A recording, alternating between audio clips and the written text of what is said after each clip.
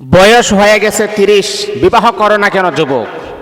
হ্যাঁ যুবক, তোমার তো বয়স 25 থেকে নিয়ে 30 বছর হয়ে গেছে, এখনো কেন বিবাহ করো না? তুমি কি জানো আল্লাহ পাক রব্বুল আলামিন শান্তি আর রহমত বরকত আমার আল্লাহ বিবাহের ভিতরে রেখে দিয়েছেন। আল্লাহ পাক রব্বুল আলামিন সূরা নিসার এক আয়াতের ভিতরে আমার আল্লাহ চমৎকার আকারে বলেন, ومن آياته أن خلق لكم من أنفسكم أزواجا لتسكنوا إليها وجعل بينكم مودة ورحمة।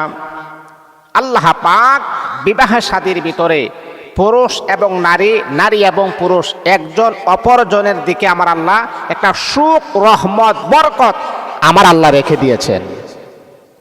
এই আয়াতের ভিতরে কথা বলেন নাই যে সম্পদ বেশি হলে সুখ হবে, সম্পদ বেশি হলে শান্তি হবে, ধন সম্পদ টাকা পয়সা ব্যাংক ব্যালেন্স বেশি হলে আমার শান্তি হবে।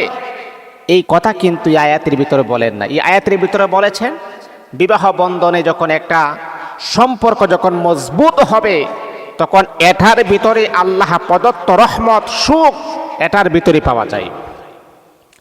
আহা যুবক, আজকে দেখুন আমাদের হায়াত খুবই সীমিত। আমাদের নবী পৃথিবীতে বেঁচে ছিলেন 63 বছর, আর আমরা হচ্ছে তার উম্মত।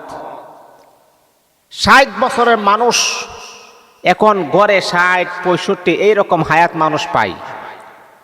এখন যদি আপনার বয়স যদি এত হয়ে যায় তাহলে কোন সময় বিবাহ করবেন?